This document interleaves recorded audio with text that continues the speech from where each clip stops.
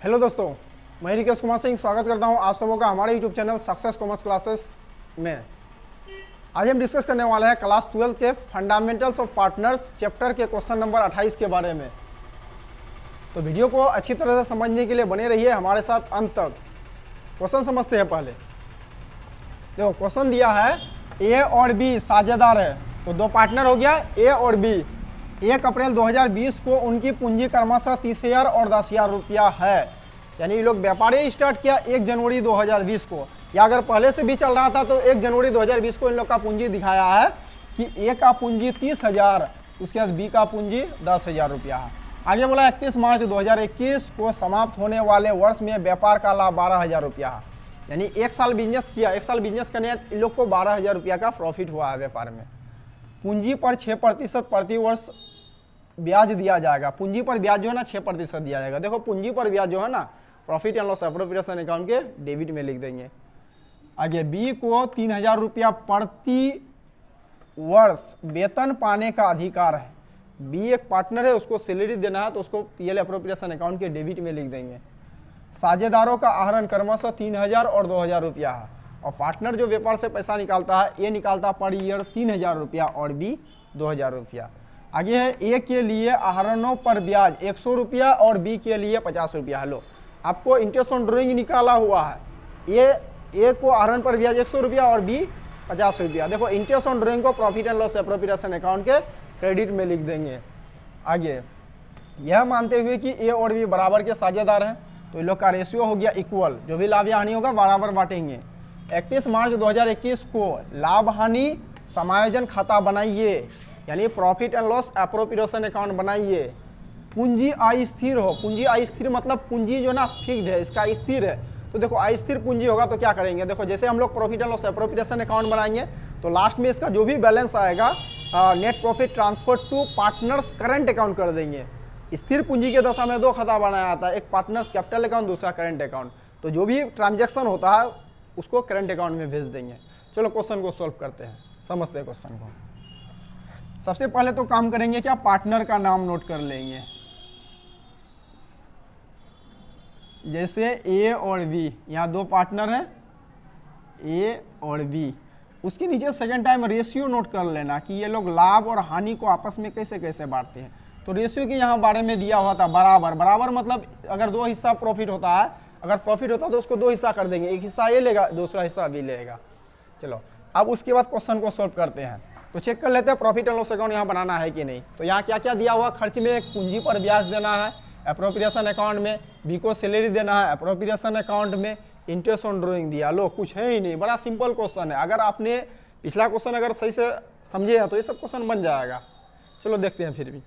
तो यहाँ एक ही अकाउंट बनाएंगे, सिर्फ profit and loss appropriation account. यहाँ प्रॉफिट एंड लॉस अकाउंट नहीं बनाना है, क्योंकि ना तो मैनेजर का कमीशन दिया है, ना तो ऋण पर ब्याज दिया है, ना तो किसी साझेदार को रेंट वगैरह पे करना है। तो जो भी ट्रांजैक्शन दिया हुआ इसका काम सिर्फ profit and loss account appropriation account में करते हैं, इसलिए एक ही अकाउंट बनाएंगे, profit and loss appropriation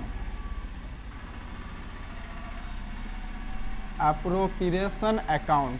date लिखेंगे for the year ending 31 March 2021, for the year ending 31 March 2021 खाता।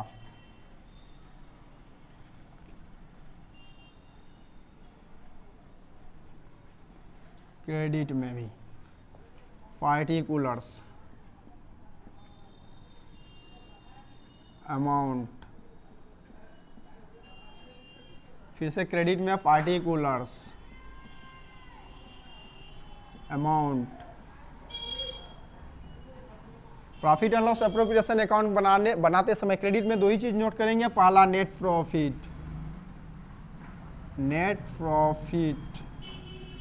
देखो व्यापार का प्रॉफिट कितना दिया हुआ है ना, ऊपर में दिया हुआ है, ये लो व्यापार का प्रॉफिट दिया है 12,000 रुपया, 12,000 लिखेंगे। उसके बाद इंटरेस्ट ऑन ड्राइंग भी है, आहरण किया है, ए निकाला है 3,000, बी निकाला है 2,000, लेकिन इस पर ब्याज बना है, ये ब्याज 100 रुपया और बी ब्याज 50 रुपया।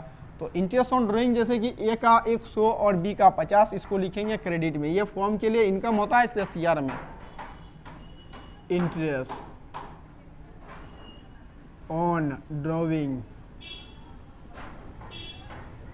इंटरेस्ट ऑन ड्राइंग, ए का ब्याज 100 रुपया और बी का 50 रुपया, टोटल 150।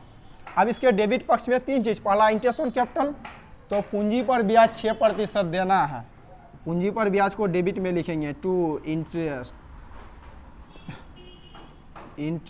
ऑन कैपिटल,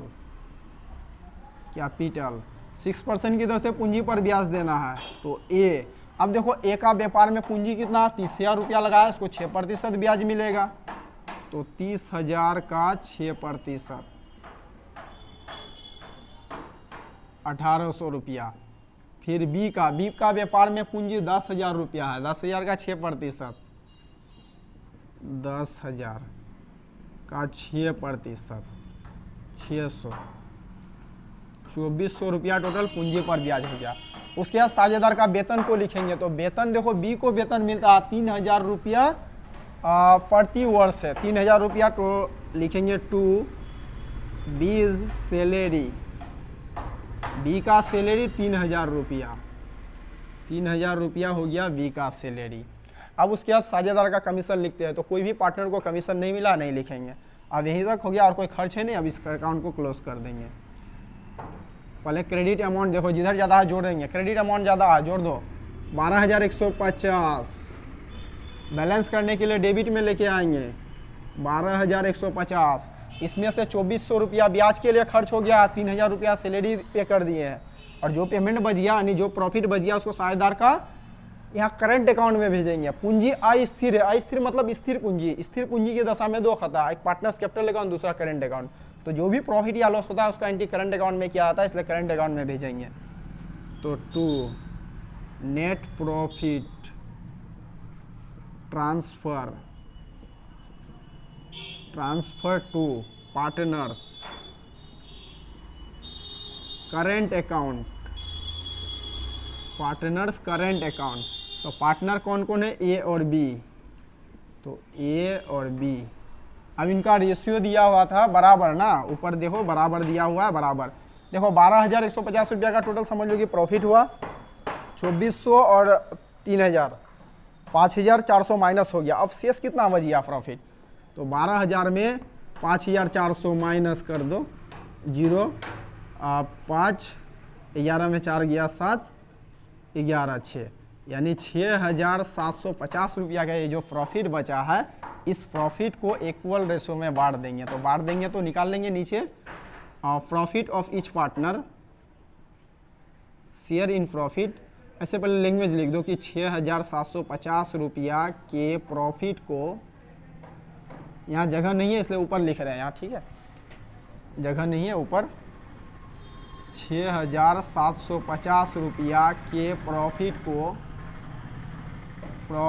को बराबर